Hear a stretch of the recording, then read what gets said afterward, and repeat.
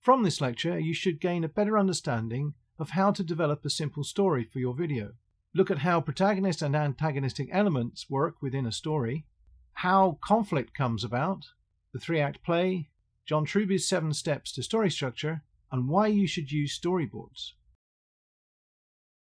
The protagonist is the main character of the story. It is from their point of view that we see events unfold throughout the story.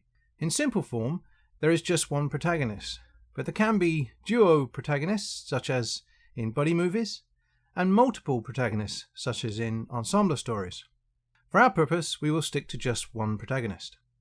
As a character is created, it is important to find out what they want, what is stopping them from getting there, and what risks they are prepared to take to achieve their goal. Why is this important for a home movie? Well, because no matter what the film is about, the filmmaker has a target audience they want to entertain and inform.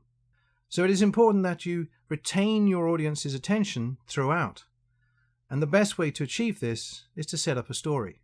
Audiences react to what they are watching, and part of that activity is the way they interact with the images and sounds presented to them.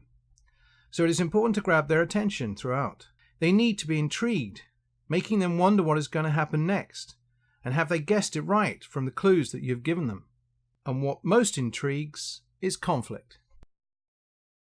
In its most simplistic form, the main character has 4 types of obstacles to face during a story. Inner self, or inner conflict. This is the emotion or psychological barriers the main character puts in his own way. This is fear. What if he or she fails to reach their goal? I'm not good enough to undertake such a journey.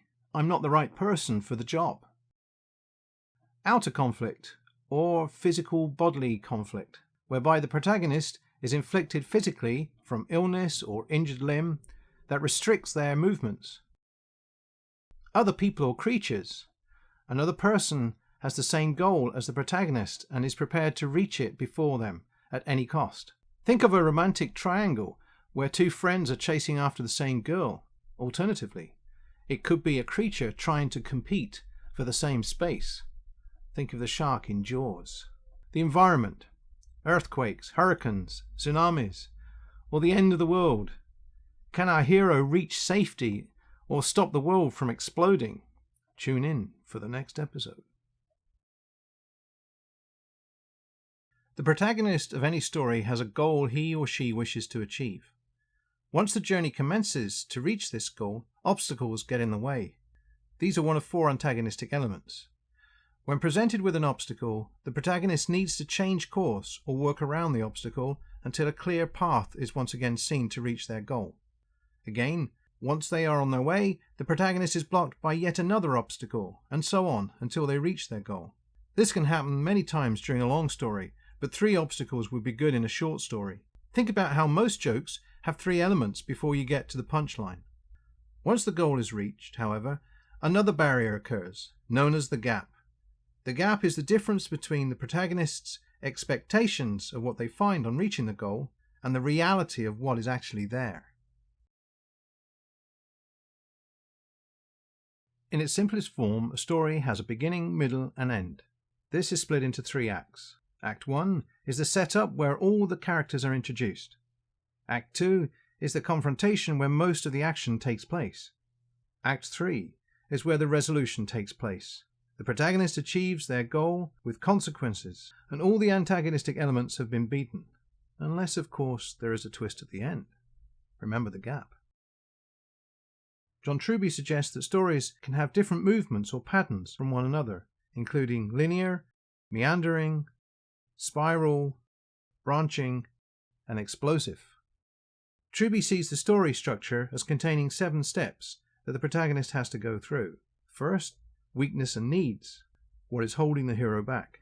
Second, desire, what the hero wants. Third, opponents, who or what is going against the hero to stop him or her achieving their goal. 4, plan, how the hero will achieve his or her goals. 5, battle, the conflict between the hero and antagonistic elements. 6, self-revelation. The experience of the battle causes the hero to reflect on who they are, what they are doing, and how it impacts on others. 7, new equilibrium. All desires are gone, balance has been achieved, and normality returns. Storyboards are a great way to visualize how you see the final film looking. The benefits of storyboarding also helps you share your ideas with other people involved in the filming. It is always useful to edit the storyboard panels to a voice track to see if the sequences work or not. I could have been a contender. And can help the editor see where each shot has to go in the finished piece. I could have had class. I could have been a contender. Storyboarding is usually used for dramatic production, but can be a useful asset for making documentary type programs to help speed up the process of filming. A storyboard can help you put together a schedule, as you will know how many shots are needed and have a better idea of where you need to shoot them. Without a storyboard, it can be harder to work out what shots you will need, even for a family event such as weddings and birthdays. Also, for sporting events where you need to capture what happens at a game. As an exercise, think through what happens at an event you regularly attend. How would you set the piece up? What are the conflicts? Where does the tension come from? How are things resolved? Then draw a storyboard to tell a sporting event type story. During this lecture, we've looked at who the protagonist is, what the main antagonistic elements are that attempt to stop the protagonist achieving their goals, how a 3-act play works, and John Truby's 7 steps to story structure. We have also looked at how useful storyboarding can be in helping plan a video, whether for documentary or drama.